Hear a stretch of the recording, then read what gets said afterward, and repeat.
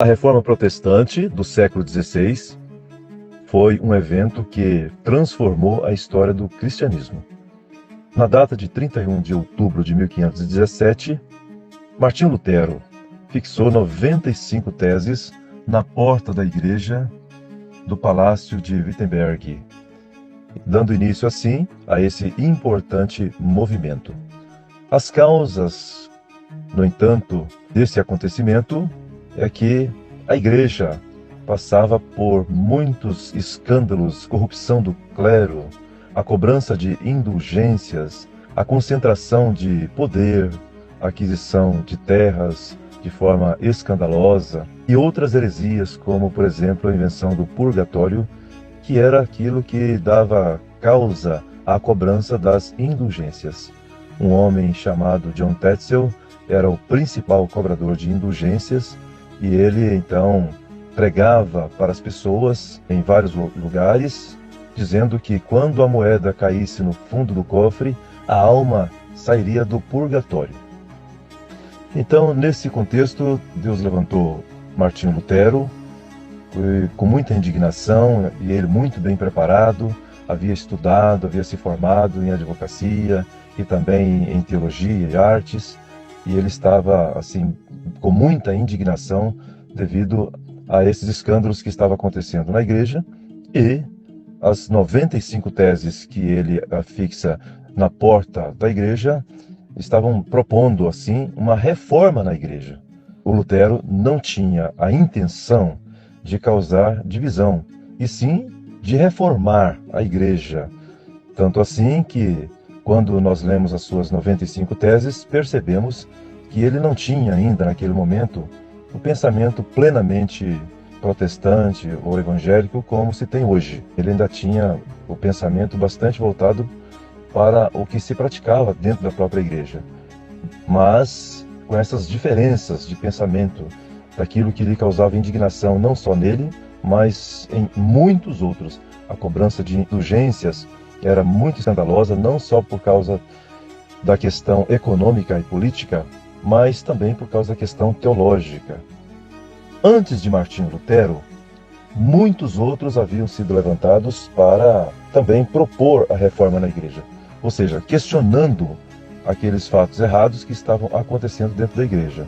Então, por exemplo, Pierre Valdo, que deu origem aos valdenses, na região da França, e que era completamente contra essa questão das cobranças de indulgências e a questão da simonia, que era a compra de poder, aliás, a venda de títulos eclesiásticos. A pessoa podia, com seu dinheiro, comprar um cargo de cardeal e até de papa, se ela pretendesse, se ela quisesse assim. Tinha gente que comprava o cargo de bispo. Então, o que mandava na igreja era exatamente o dinheiro. Quem tinha dinheiro podia pintar e bordar na igreja. É assim que acontecia. Também John Wycliffe, na Inglaterra, se levantou e foi bastante usado por Deus para criticar, para questionar, para propor reforma, para mostrar um caminho do retorno à palavra de Deus. E também John Hus, Jerônimo Savonarola, esses dois últimos que eu citei, foram queimados vivos, publicamente, amando da igreja, amando do Papa. E isso era uma coisa que era muito marcante, era muito cruel, e o ritmo da igreja vivendo desse jeito e pregando dessa maneira e impondo as coisas realmente não agradava a Deus. E assim Deus ia levantando um após o outro até que chegou em Martinho Lutero, e quando ele coloca essas 95 teses aí, foi um ato bravo, de muita coragem. Depois ele teve que enfrentar bravamente a Dieta de Worms, onde havia ali centenas de autoridades e todos querendo que ele negasse seu ato, negasse a sua proposta e que ele se conformasse com aquilo que estava acontecendo dentro da igreja. Mas ele, com muita fé e coragem, não quis negar. Ele disse: se vocês me convencerem através da palavra, então eu nego, mas eu vou ficar firme na minha fé, eu vou ficar firme nas minhas convicções. Então ele realmente se propôs a ficar firme nas suas convicções, não negou aquilo que Deus tinha colocado no coração dele, e louvado seja Deus que a reforma aconteceu. Mas nós sabemos que isso causou uma convulsão social muito grande, porque não foi um ato qualquer, uma cisão simples, mas foi algo que envolvia governo, império e tudo mais. Tanto é que na Dieta de Worms, além do Papa Leão X, estavam presentes também o imperador Carlos V, que era representante do Império Romano e também do Império Alemão, além de dezenas e dezenas de cardeais, e bispos, e deputados, e reis, duques, condes, e demais senhores e demais autoridades, muitos mesmo, participando dessa Dieta de Worms aí, que foi bastante decisiva. Vencido isso aí, a reforma caminhou, e mais para frente nós podemos lembrar dos pós-reformadores ou dos continuadores da reforma. Entre eles o principal é John Calvino, mas a gente pode lembrar de John Knox, de outros que também participaram da reforma, dando continuidade a esse trabalho.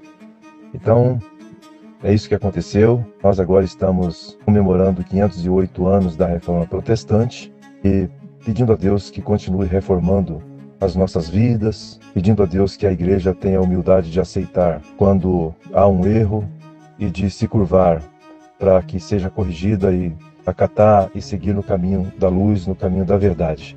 Que Deus abençoe a igreja nesses 508 anos de celebração da Reforma Protestante. Obrigado, Senhor, pela vida de Martinho Lutero e de todos aqueles que o Senhor usou para trazer essa reforma, para propor o caminho certo, o caminho da verdade, e sair do caminho da idolatria e das orgias e da ganância e dos escândalos e das indulgências e das simonias e de todas as outras heresias que aconteceram e que de alguma forma ainda têm acontecido em outros cantos.